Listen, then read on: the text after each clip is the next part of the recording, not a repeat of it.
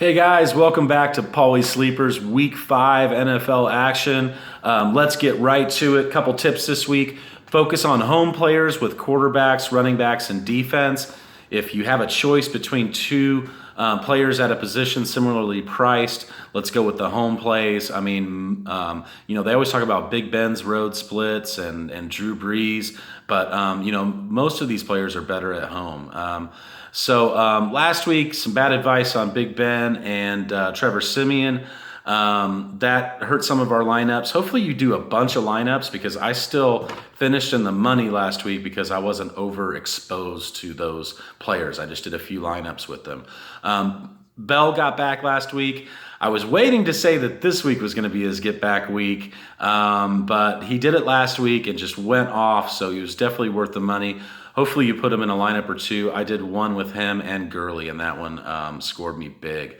Another tip this week is that don't chase points, chase volume and targets. So we want players that are getting 7 targets, 8 targets, 10 targets. Even if they haven't produced yet, usually that's a sign of things to come. But when you chase that big game, and I've been telling you like, oh, don't play that guy, don't believe the hype on this guy, the next week they disappear. Like Tyler Kroft this week is a great example of that. I doubt he produces again like that he did last week, but a lot of people will play him.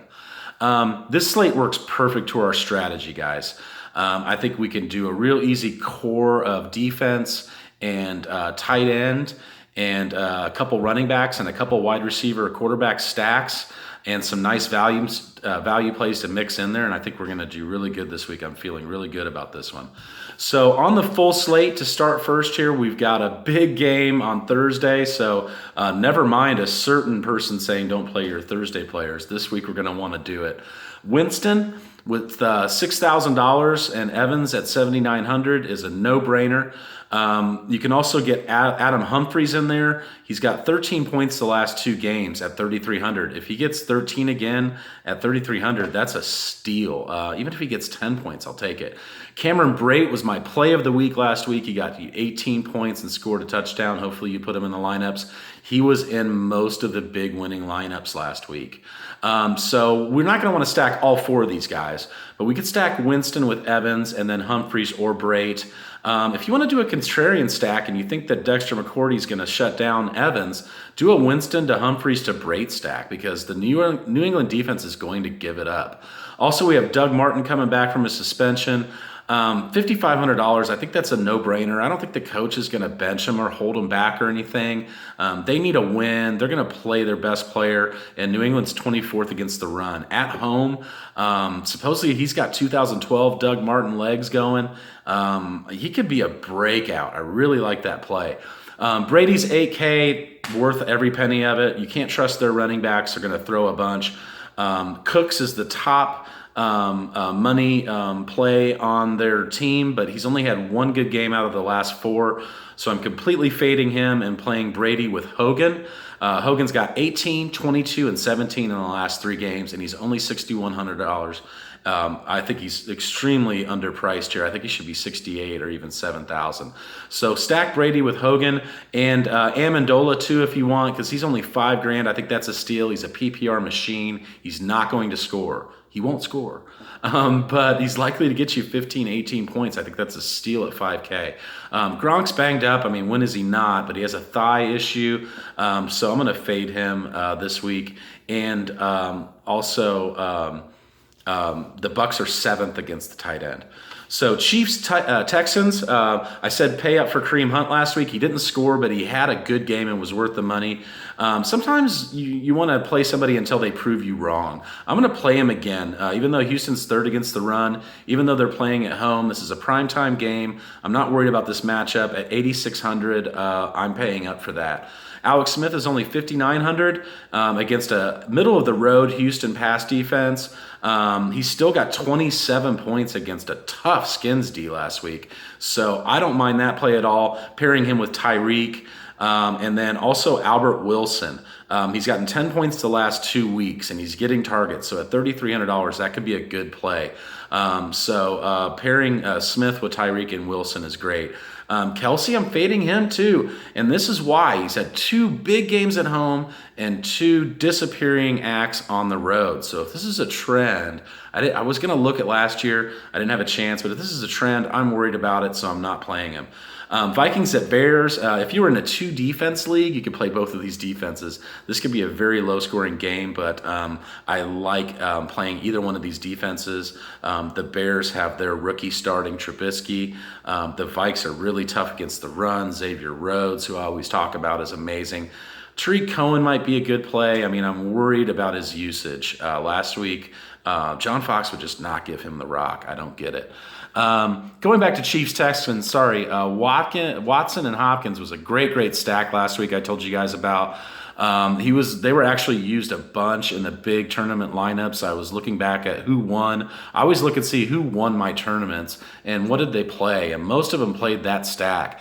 Of course, the stack is more expensive this week, but against New England, against the Chiefs, they're 28th against wide receivers.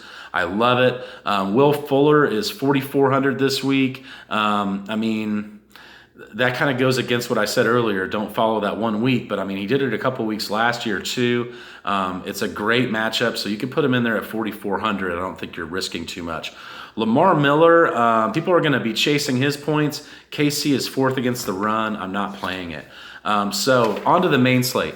Starting off with a big game, Green Bay at Dallas. Get these guys in your lineups. Sometimes you want to pay up for the top players, and Aaron Rodgers and Jordy Nelson are 2 guys to pay up for. Their running backs are all hurt. So speaking of that, if Ty Montgomery and that rookie Williams is out that next week, Aaron Jones would be a great play. We like the Rodgers to Nelson stack. They're saying Adams might play this week. I don't believe it. Did you see that guy get hit? He just got completely rocked. I'm happy that he wasn't, paralyzed. But Rodgers Nelson's a great stack. And then we like Prescott to Dez. I think for the money, the Prescott to Dez play is way better than the Rodgers to Nelson play. I'm going to do them both, but I'm going to do probably 3 lineups with Prescott to Dez and 1 with Rodgers to Nelson. Dez is going against Kevin King, the rookie. He's a horrible rated cornerback. And for all you Dez owners that have been waiting for the breakout game, this is it. 2 to 3 touchdown potential going on here. And he's a lot cheaper. Both of those plays are a lot cheaper. And Prescott's been very consistent. And he's playing at home. So I like that stack. So you've got Wilson and the Seattle boys playing at the Rams. They're giving up 30 points per game. So Wilson, Baldwin, Lockett is a great stack. And Chris Carson got hurt. He was a Paulies sleeper and he was doing great. But that backfield situation is muddy again. So they're going to have to throw the ball. So I like that stack too. Jared Goff, you can pair him with Cooper Kupp this week because that matchup for Watkins is tough and he's kind of banged up. So I like Goff at 5,300 and Todd Gurley. I think people are going to fade Todd Gurley this week because he's playing Seattle. Seattle's not Seattle on the road, and Seattle's just not Seattle this year against the run at all. They've given up several 100-yard rushing games. So Todd Gurley will eat, and he's having a monster year. Enjoy that $8,000 price tag. He's going to get priced like Le'Veon Bell very soon. Another stack that I really like is Brian Hoyer to Pierre Garçon. All right, bear with me. Hoyer's a decent quarterback, and the Colts defense is not good, and this is a cheap play. Pierre Garçon's going back to the Colts. It's a big this week with Peyton Manning being honored with his statue. Andrew Luck went back to practice, so I think this is going to be a high-profile game, and I just like that Hoyer to Garçon stack for the cheap. But the stack I like a little bit better than that is Brissett to T.Y. Hilton. Hilton is only $6,000. He's back on the turf this week. He has 11 targets for 200 yards this year with Brissett throwing in the ball. The San Fran D is not good. So Brissett to TY is going to afford you a lot of money at the other positions. That's only $11,600 stack, and I think it's going to have $15,000 value. Again, Peyton Manning's being honored this week. There's going to be a lot of former Colts in the house. Luck's back at practice. I think Brissett sees the writing on the wall. He's got a very small opportunity here to audition. So I think he's going to be great. Le'Veon Bell this week, I thought this was going to be his, get back game. The Jaguars kind of funnel. They have this funnel defense. I think that's going to work perfect for him, and their corners are shut down. So for 9,500, you got to get him into most of your lineups. Zeke at 8,800, I would rather pay up a little bit more for Bell or pay down to 8,000 for Gurley. So I don't like it. People will be scared against the Seahawks, like I said, so play that Gurley play this week. Fournette is questionable today, so let's keep an eye on what's going on there. But at 7,000, he's a great play too. Doing some stacks this week with Bell, Gurley, and Fournette, and then putting value players all around them. I think that might be a big play. We like Powell this week, who absolutely just feasted last week. At Cleveland at $6,200, he's a must play. DeMarco Murray, I think, is a great value at $5,400 this week. Their quarterback situation, maybe not Mariota this week, and Miami is just horrible. So I like DeMarco Murray to close out that game and get a lot of looks. Duke Johnson, who I said in the beginning of the year, hold off on him, but I'm going to like him this year. I said play him last week. He got 21 points. He's gotten 5, 6, 7, then 10 targets last week. That's a great trend that we like to see. So Duke Johnson's a must play at $4,900. Couple sleepers this week. Frank Gore. You've got Ryan Kelly. Got back this week as their center, so they're going to have a better running game. And like I said, all the Colts are in the house. Peyton Manning, Reggie Wayne will be there, Jeff Saturday. At 4,400, I think that's a great play. And then LeGarrette Blount. Wendell Smallwood is hurt. They're finally using him right. And he had a blow-up game last week. He's only $4,200 at home. I love it. If Wendell Smallwood is hurt, Corey Clement, remember I said last week, hold on to this guy. Maybe time to pull the trigger on him. So if Smallwood is hurt, get Clement in your lineups too. Let's talk some more about the wide receivers. There's some guys at the top that we don't like. Odell, multiple injuries this week. Antonio Brown's got a horrible matchup against the Jacksonville shutdown corners. The contrarian play is, though, squeaky wheel gets the grease. Play your studs against the tough matchups. I can't do it. AJ Green has a tough matchup too. So we like Dez up there and we like Jordy. Keenan Allen's got a tough matchup this week against the Giant corners. That's against the Giants. That's tough. Fitz, it has a great play this week, $6,800. Philly is 29th against wide receivers, so that's a great play. Palmer's been getting it done on the road and at home. Devontae Parker has a great matchup this week against Andre Jackson. He's giving up the 8th most fantasy football points to wide receivers this year for $6,600. I think he's a much play.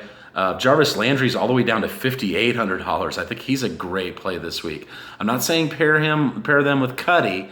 I'm just saying to play them, standing alone. And neither one of these guys have to score to be fantasy football relevant, which is good because Miami doesn't score. Alshon Jeffrey draws Pat Peterson this week. Let's stay off of him.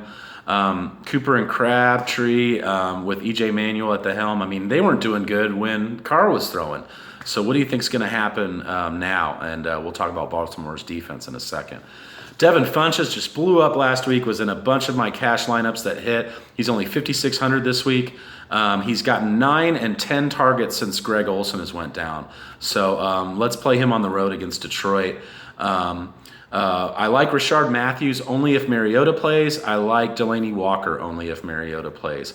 Sterling Shepard, big play this week for $5,200, guys. Let's play him. Let's put him in a bunch of lineups. Odell is hurt. Brandon Marshall is questionable. And Sterling Shepard going up the middle of the field playing the slot has been getting more and more looks. And he took that one for like 75 yards, a slant for 75 yards like you would see like Julio Jones do. It was fantastic. Watkins draws Richard Sherman this week, so like I said, play Cooper Kupp. Another big sleeper this week is Jaron Brown, not John Brown, who's back this week, not J.J. Nelson, but Jaron Brown has been getting 6, 7, 9 targets, and he's 6'4". They love this guy. He's not touchdown dependent, so I really, really like that play. Marquise Lee and Allen Hurns have tough matchups on the road against Steelers D. Let's stay away from them. Geronimo Allison is a big sleeper this week at 4,400 if Devontae Adams sits. So pay attention to that, or if Randall Cobb develops some mystery injury, get him in your lineups too. If Crabtree sits this week, I like Seth Roberts for 3,600. He has a great rapport with E.J. Manuel from being on the practice squad and third string plays during the week. So, when those quarterbacks come in that don't get much playing time, you always want to see, like, who are they throwing to in practice? And it's Seth Roberts. So no one's going to play this guy. So if Crabtree sits, I want you to play him at 3,600. And then also Bryce Butler has scored in the last 2 games, almost scored twice 2 weeks ago. He's getting red zone looks. I don't think this is a fluke. I think this is a trend now. I mean, none of those Dallas guys are hurt. I just think that Prescott likes Bryce Butler. And he's only 3,500, so he's a great tournament play. These are plays that win you tournaments. Tight end has been tough this year. Hopefully you've been riding out guys like Charles Clay and Cameron Brate and Evan Ingram. We like Zach Ertz. I told you to lay off of him last week, and he had an okay week, not really for the money. I think it was a great week to lay off of him. But he's getting 15, 18. Last week he got 13 points. He's getting 8 to 10 targets per week. Arizona's a tough matchup. I'm kind of laying off of him again this week. Charles Clay has a tough matchup on paper, but with Jordan Matthews out, and he's had 3 out of the 4 top weeks have been good. I mean, last week, 5 catches for 122 yards. I mean, he's starting to just kind of play like a wide receiver, and really the only wide receiver that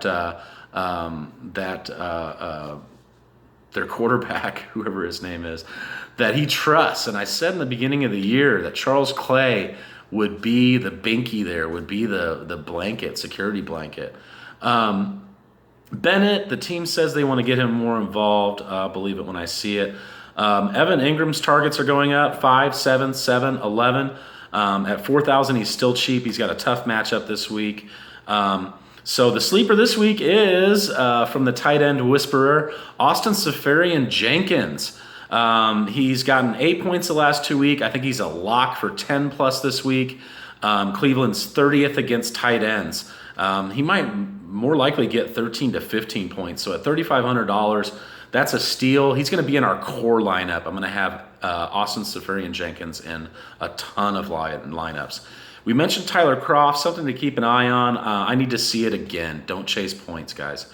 Defenses is tough this week. Some fool's gold out there. Steelers have had their best games on the road. Jags are better than you think. I don't know about that play. The Giants-Chargers game could end up being a shootout.